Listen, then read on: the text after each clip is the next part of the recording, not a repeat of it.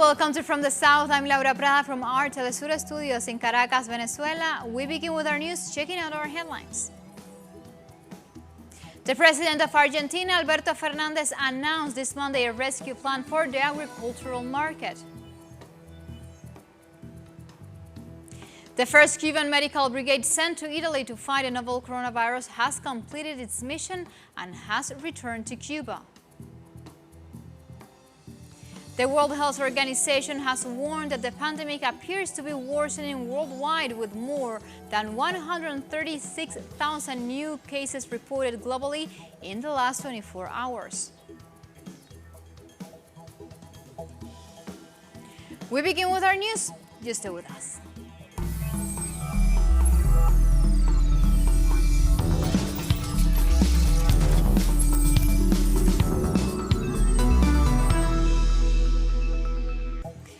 We begin with our news. The president of Argentina, Alberto Fernández, announced this Monday a rescue plan for the agricultural market, starting with the expropriation of the Vicentin Agricultural Company.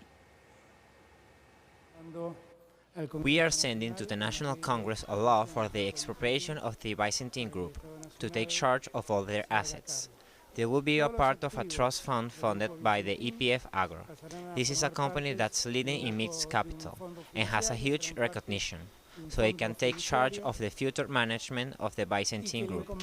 I repeat, we want to rescue it in favor of the Argentine economy.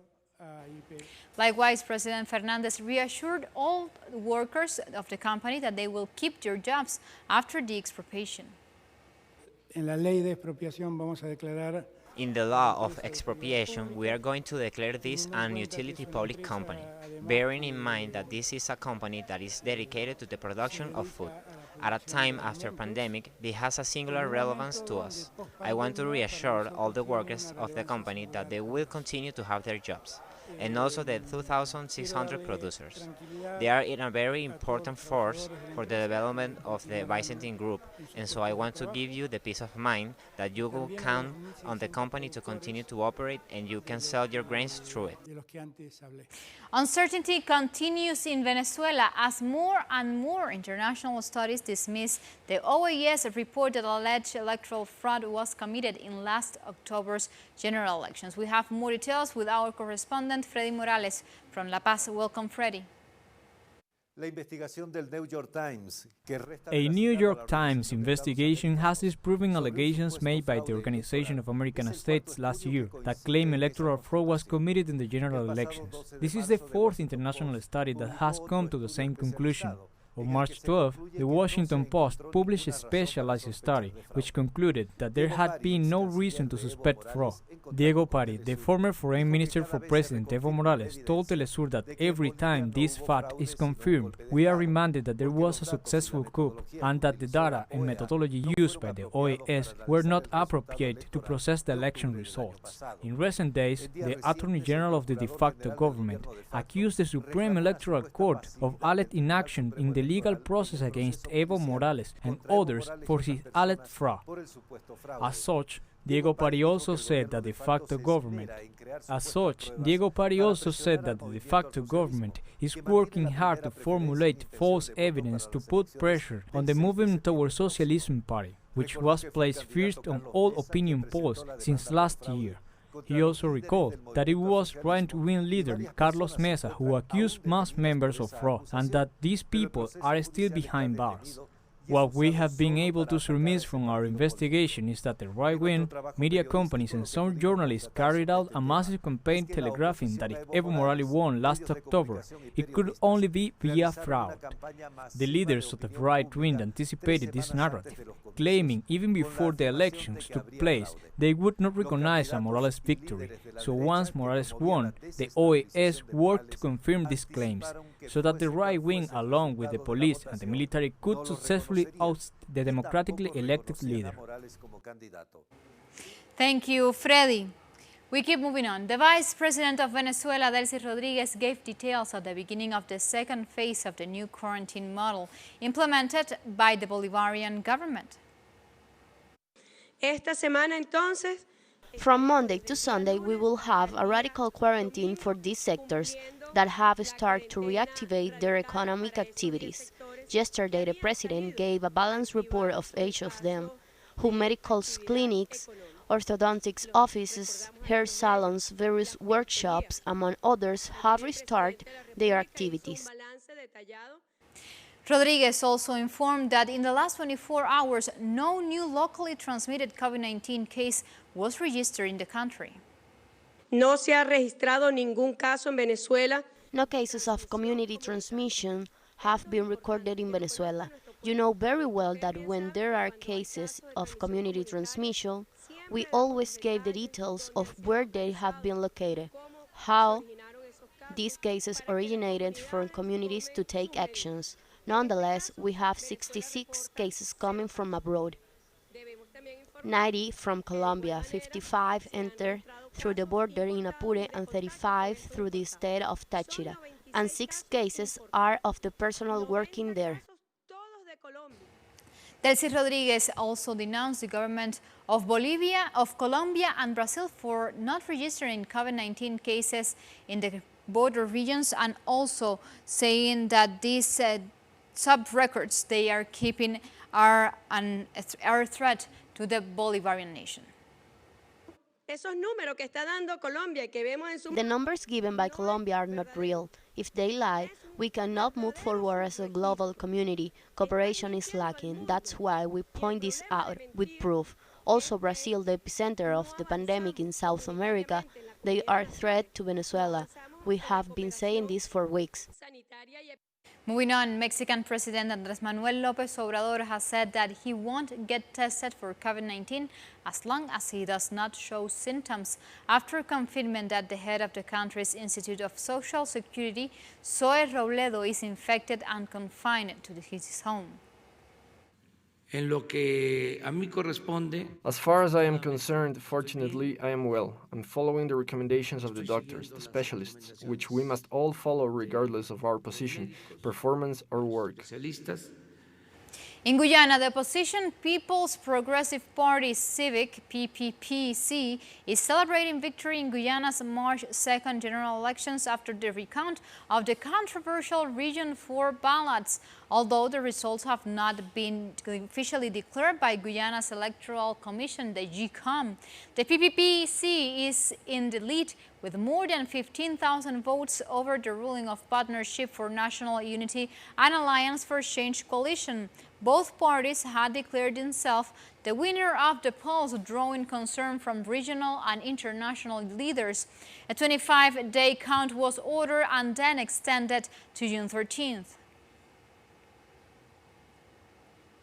Meanwhile, the Secretary General of the 54th Nation Commonwealth was called on political leaders to accept the results of the national recount in Guyana, saying the bloc is continuing to pay close attention to the electoral process in the country. Patricia Scotland is reminded that the Commonwealth had urged for full transparency and adherence to the rule of law when the recount started on May 6. She also thanked citizens for their patience.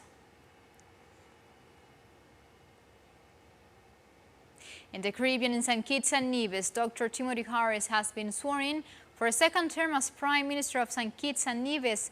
Harris will lead for the next 5 years as his Team Unity coalition won 8 of the 11 seats in the elections held on Friday. This is one more seat than his 2015 election victory. I promise the administration which I will lead will not let down the people of St. Kitts and Nevis. Today, the work of building more homes, bigger and larger, of creating new jobs and new opportunities for our young people, and continuing to keep our people and country safe. Today, that work begins in earnest. We shall create the modern history of St. Kitts and Nevis by making it the example of the best managed small island state. Time for a first break. Remember, follow us on Twitter at Telesur English and on my account at Laura P. Telesur. We'll be right back with some more news.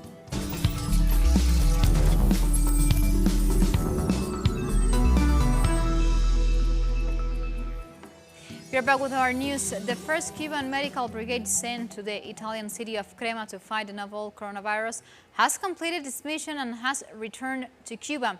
36 doctors, 15 nurses, and a logistic specialist departed from Italy this Monday after having spent 2 months saving lives in the Italian city. The medical brigade was greeted at arriving at Havana's international airport by Cuban health authorities, and President Miguel Díaz-Canel sent his greetings in a video conference. The brigade performed over 5,000 medical consultations, 3,600 nursing services, and was directly responsible for the recovery and discharge of 210 patients. Queridos compatriotas, bienvenidos a la patria. Compatriots, welcome to the homeland. Just minutes ago, we finished today's meeting of the temporary task force in charge of facing the pandemic. Some of us have stayed to welcome you in the distance, which we will do more intimately when you have passed the quarantine, so we would not violate the established safety protocols. We, in the name of Raúl, of our party, of our government, and of our people, we welcome you home. Your return fills us with immense joy, because you return healthy and with the most humanitarian and noble of missions accomplished, which is saving lives. After more than 2 months of intense and risky labor, we would like nothing more than to hug you one by one, to thank you for your heroic mission. But we can only try to reach your hearts today with words and tell you from our deepest emotion, thank you. We will meet soon more closely. And Libyan fighters allied to the UN backed the government of National Accord pressed their advance on Monday, boosted by recent battlefield gains and their rivals' withdrawal from around the capital. This comes after Egypt's proposal announced by President Abdel Fattah al-Sisi on Saturday envisaged a ceasefire starting this Monday. We are with the Egyptian initiative. We are part of this initiative. We had hoped the militias would agree to the ceasefire and return to the negotiation table. But unfortunately, the militias did not agree and rejected this initiative. And hundreds of Palestinians have protested in the West Bank city of Ramallah against Israel's plans to annex sections of the territory.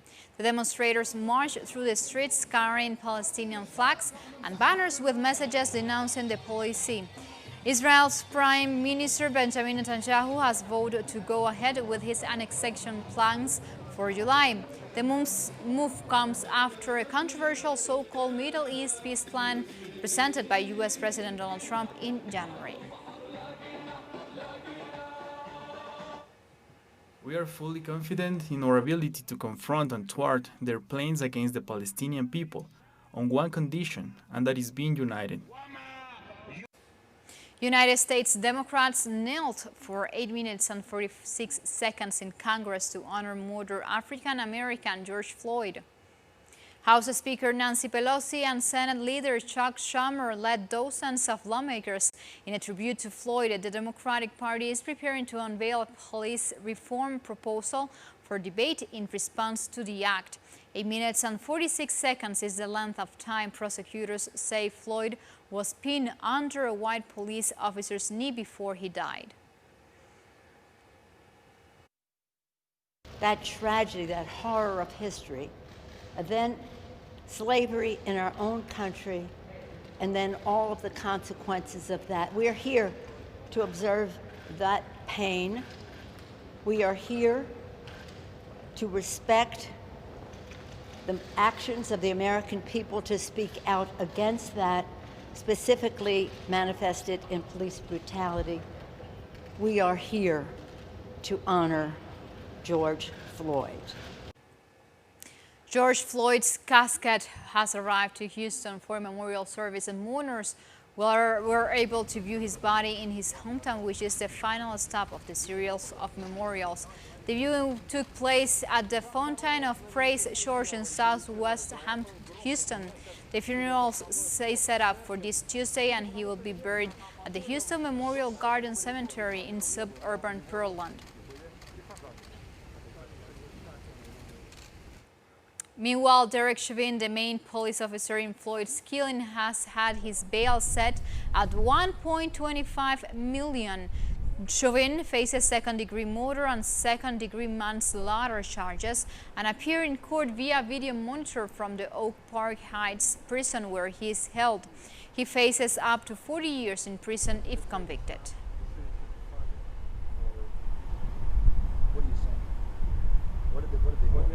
Meanwhile, the head of the World Health Organization has expressed his support for the movements that are protesting against racism globally. However, Dr. Tedros Ghebreyesus has urged demonstrators to take caution amid the COVID-19 pandemic. WHO fully supports equality and the global movement against racism. We reject discrimination of all kinds. We encourage all those protesting around the world to do so safely. As much as possible, keep at least 1 meter from others. Clean your hands, cover your cough, and wear a mask if you attend a protest. We remind all people to stay home if you're sick and contact a healthcare provider. We also encourage countries to strengthen the fundamental public health measures that remain the basis of the response: find, isolate, test, and care for every case, and trace and quarantine every contact. Time for another break, but remember, you can find this and much more other information on our website, telesterenglish.net. We'll be right back with some more news.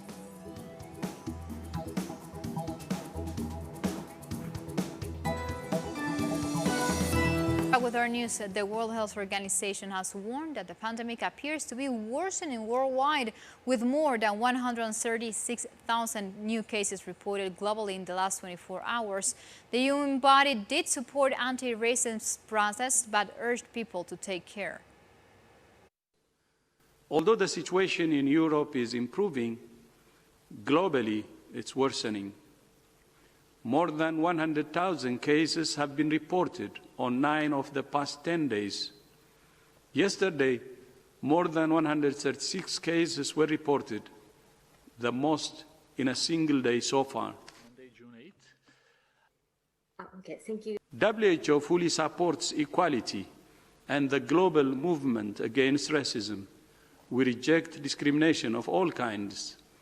We encourage all those protesting around the world to do so safely.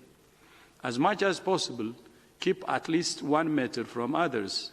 Clean your hands, cover your cough, and wear a mask if you attend a protest. The Russian capital, Moscow, will lift general lockdown measures this Tuesday, June 9th at the afternoon, allowing residents to travel freely for the first time since late March. Russia has been moving quickly to ease restrictions despite registering thousands of cases on a daily basis. Moscow is returning to the usual rhythm of life. Starting tomorrow, the 9th of June, the general lockdown and pass system will end. In a week, on the 16th of June, dentists, libraries, real estate offices and companies that provide services to residents will be able to resume their work. The Spanish capital, Madrid, has entered the second phase of the easing virus lockdown measures. This means restaurants and shops can now reopen regardless their size, but only at 40% of their capacity. We do not expect an easy month of July and August for the establishment that we open. Perhaps from September we will begin to recover the rhythm a little more. In any case, I understand that by July most of them will be open with the total internal and external capacity, and that if emphasizing that all establishments of the central area are opening with all security measures. We are talking about perfectly prepared premises. The terraces, as you can see, with all the separate furniture, with safety distance. And residents of a refugee camp in the Greek island of Lesbos said the government has not provided them with sufficient support in the middle of the COVID-19 pandemic. There are nearly 18,000 people live in that camp, and even before the pandemic, they had limited resources. While the camp has so far avoided coronavirus infections, sanitary conditions are far from ideal to handle a local outbreak at the camp is getting more arrivals every week. While movement restrictions have been lifted across Greece in the beginning of May, refugees in the camp have only been allowed to leave since Sunday.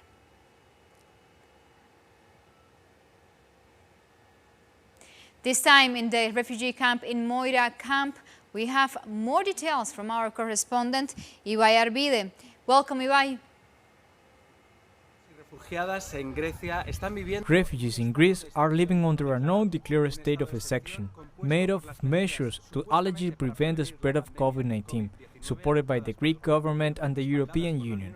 But 3 months later, and with a small number of cases when compared to the rest of Europe, many say these measures have become a punishment for the refugees. Since March, refugees have not been able to freely move, even though there is no law that allows for this treatment.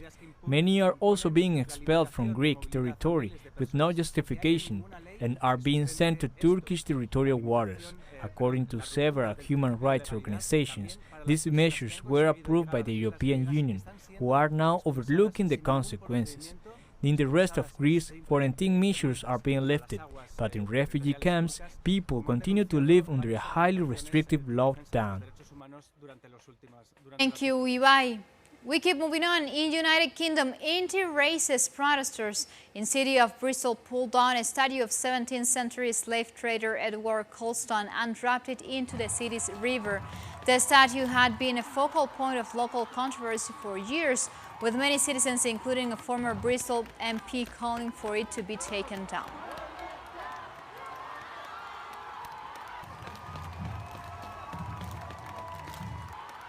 And Moldova has registered a record number of new cases of the novel coronavirus during the first week of June.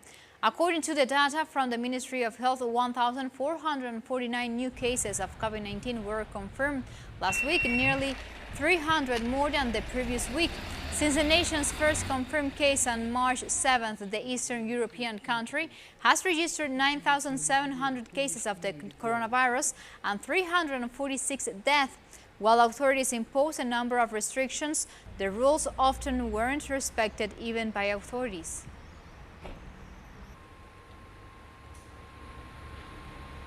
As we come to the end in the celebration of World Ocean Day, the Fisheries Campaign Director of Ocean Advocacy NGO Oceana has warned that using single-use plastic does not prevent the spread of COVID-19 and suggests the plastic industry should be held accountable for ocean pollution. With this call for life for the sea, for water, we come to the end and we leave you with this video. Until next time.